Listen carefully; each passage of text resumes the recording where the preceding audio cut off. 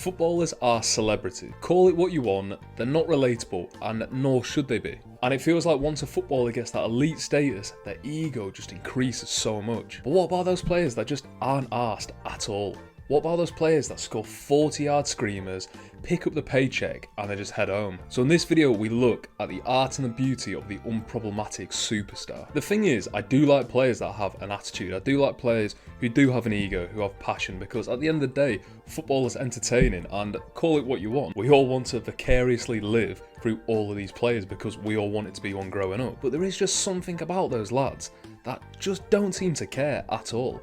They seem to shun the lifestyle that they have. It's like they were just created in a lab, they were made to play football, go home, crack on the PlayStation, and then that's it really. And let's start with the best example of this, maybe the best ever player to ever play football, Lionel Messi. The man just doesn't seem bothered about anything involving football at all, does he? He has extraterrestrial ability. But it's even interesting when you listen to someone like Kevin Prince Boateng speak about how Messi was just the worst example for younger players. Never seen him in the gym. Comes in, gets a massage maybe, and plays basketball. That should be illegal. It shouldn't be allowed. But it's one of those things. Have you ever heard an interview from Messi? Obviously, he's done hundreds, thousands of interviews. And yes, he doesn't speak English, so it makes it a bit harder. But I don't know what he sounds like. Because he's just that unbothered about the media at all, isn't it? From winning the World Cup to then just going around American supermarkets 6 months later, you never really hear a bad word from him publicly within the game. And I think it's interesting because obviously he's always going to get compared to Ronaldo, who is a fantastic footballer, one of the all-time greats, but he's also desperate for that attention. He loves the lifestyle. You'll be seeing Ronaldo in his 50s and 60s still trying to be in the limelight, whereas Messi, I've not heard from him since. I don't know if he still plays for Inter Miami. Every time I look on the team sheet, he's never on there. But it's even the stories when he was young that he just used to love pizza. His favourite food was pizza. And he was banging in 50, 60 goals every season. I remember in the early 2010s when it's a huge story that Messi had stopped eating pizza. And then he just got even better. And it's just funny because there are so many players that will be on such strict diets and will never have the career of one of Messi's seasons. But what about a player who's a bit closer to home? What about Paul Scholes? Paul Scholes was in the Galacticos of Man United, wasn't he? And he arguably was the best midfielder they had. There are so many quotes from so many top players. They just adore him, don't they? I mean, he's still a bit of a pundit. He's on the Fan Debate and the Stick to Football podcast. And it really shows if you can ping a 70-yard diagonal ball, then you can be as monotone as you want. But regardless of that, you'll still see Paul Scholes playing Sunday League or 7-a-side in Manchester. And I do think that is the overall idea of this video. It's the players that just seem to love football, don't they? There are so many players that love both lifestyles in football, the playing and the off the field. And that's great because at the end of the day, if you're 19, you're giving 200k a week, then you should be buying a Lamborghini. But when you hear people like Roy Keane saying they respect Paul Scholes because he just hates the celebrity lifestyle, it is quite admirable, isn't it? He came up in a class with David Beckham and Ryan Giggs, two of the biggest footballing celebrities we've seen in this country. And you could argue he's better than the pair of them.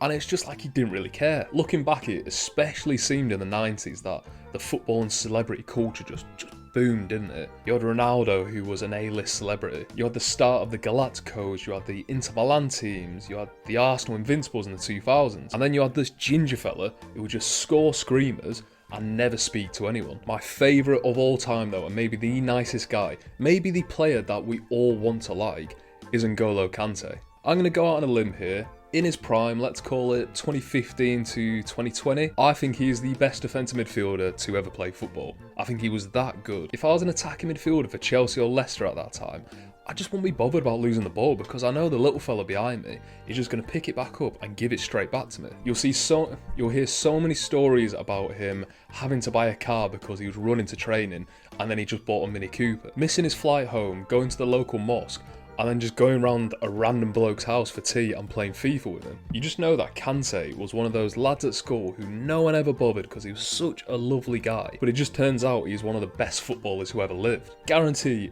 you can't find a person who dislikes N'Golo Kante, and if they do, that's just a person who dislikes life. Kante is the owner of a professional Belgian club, Have you ever heard of that? Because I've never heard of that until I literally just researched him again. He doesn't go on about it. He's not trying to be a celebrity owner. He just cracks on really, doesn't he? A good thing with these players, I think they're given a lot of rope, aren't they, at the clubs? And what I mean by that is someone like a Kante, who he did get a lot of injuries, but his form just fell off a cliff, didn't it, at the end of his Chelsea career. It did kind of feel that people went, you know what, he's just not playing well. It's not that it's anything else in his life, he's not focused on the game, his form has just decreased and injuries have caught up to him. Whereas, unfortunately, and it shouldn't be this way, but someone like a Jack Grealish and Man City, naturally people are going to go, well, it's because he's out drinking and partying all the time. And the only issue with that, when Grealish has won the treble, he's the country's poster boy, he's everyone's favourite because he's Jack the lad, he's going out partying and everyone loves it. Whereas, when he's not playing well, then it's just an easy narrative to beat him with. Luka Modric is one of my all-time favourite players. I think, again, he's one of the best midfielders to ever play football,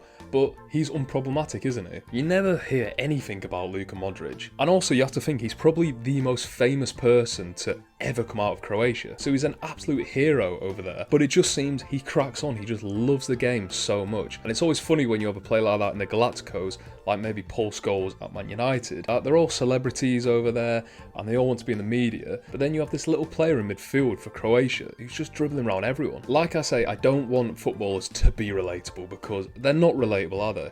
They're living a completely alien life to all of us. So yeah, they should be buying Lamborghinis, they should be getting yachts and everything like that, because all of us would do it as well. But you have to admit it's so refreshing when you have a player who just is seemingly unbothered about everything that football offers, and they're just better than everyone else, because there are so many players nowadays who just take themselves far too seriously and think they are so much above the station than they actually are. So when you have the best player who's ever lived, and he's just not asked about everything else to do with the game, then in some ways it's a really bad example to set to the younger players because they don't have his ability.